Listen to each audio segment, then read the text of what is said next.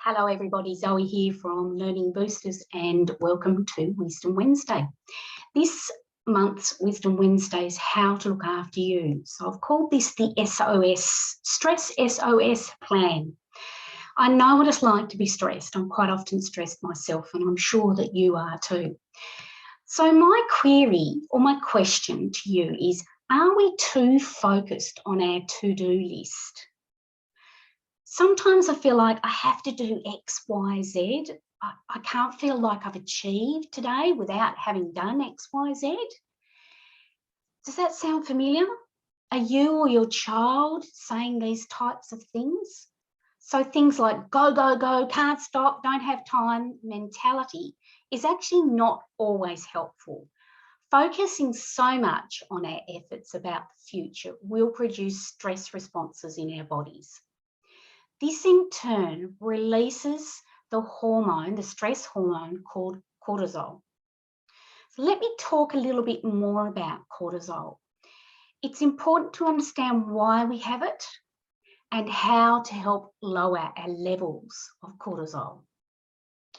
Cortisol is a hormone that is produced by the adrenal glands, and when it's released into the bloodstream, cortisol can act on many different parts of the body and can help the body to respond to stress or danger. It can increase the body's breakdown and uptake of glucose, controls blood pressure, reduces inflammation, and enhances our brains to use the glucose. Cortisol is also needed for the fight or flight response, which is a healthy, natural response to our perceived threats.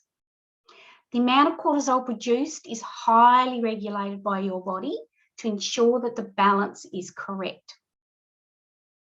Now, when we're stressed, we're in our fight or flight system, and that takes over. So some of the systems of high cholesterol might be weight gain, acne, thinning skin, easy bruising, flushed face, slow healing, and muscle weakness. Notice I say some of the systems might be. I'm not a doctor, so if you're experiencing any of this, please go and see your GP. So how can we combat this silent nuisance? Because let's face it, stress is a silent nuisance. Choose 1 to 2 days per week where you ditch the to-do list. Yeah, you heard me right. Just scrap it, get rid of it altogether. You're just going to ditch it for those 1 to 2 days. And that's a non-negotiable. So make sure you stick by it and make sure your family is understanding why you're doing.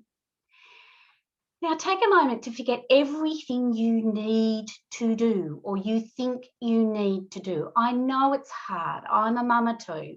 Okay, I'm lucky my son's left home now. So yes, this is easier for me to do, but you can do it.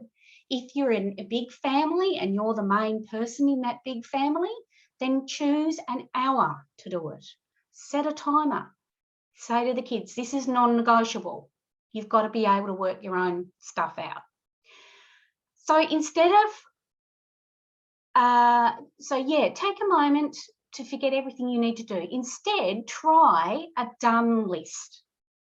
So enjoy and acknowledge the accomplishments you've done that day. So choose a number, let's say 10.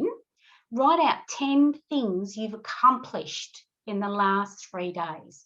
It can be anything like I sent that email I've been putting off doing, or I took 10 minutes every day and did a conscious breathing, relaxing exercise. So here are 4 less stress tricks that I actually use. So it depends for me personally on how I start my day. So I'm going to start with some start your day tricks. So 1, start the day with a smile. Yeah, I know it's a bit cliche, a bit cliquey, you know, all that sort of stuff. But even if you don't feel like it and it feels strained and it feels deliberate, go to the mirror, look at yourself and smile. Number 2, play with your fur baby or your child. Number 3, watch a funny video. Number 4, turn on some music and dance. So there's some things that you can start your day with, and you can start your day with that. Doesn't matter how many kids you've got, or if you're on your own, just with your fur baby. During the day, some suggestions are, and these are some tricks that I use. Number one, please, please, please stop saying I'm busy. If you talk about how busy you are, it increases your stress level. It causes negative emotions and and it wastes a lot of time. So I'm busy will automatically increase those stress levels. Okay, number two, breathe, breathe, breathe. Number three, change your response. And number four, we're all busy. Okay. So I want to talk about something that I've noticed a lot, particularly with teenage kids and particularly when they're on their phones or not on their phones. Fear of missing out syndrome. So this is called FOMO.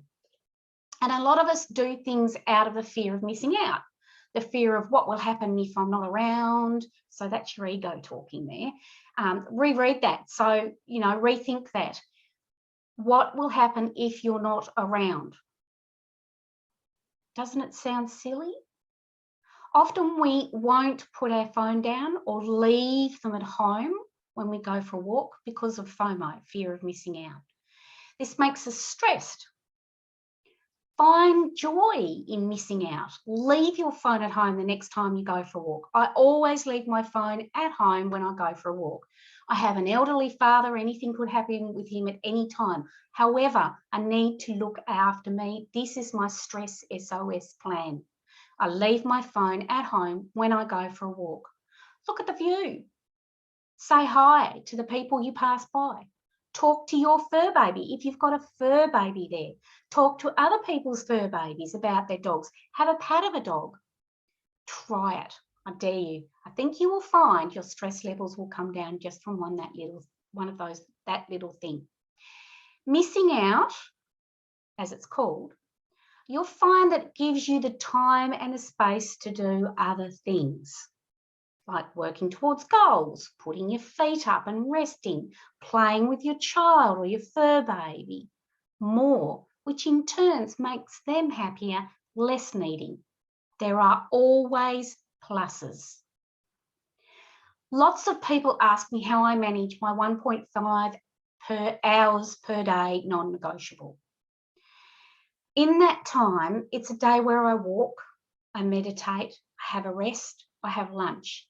And this is how I do it. Number one, as I've already said, it is totally non-negotiable time. Absolutely non-negotiable.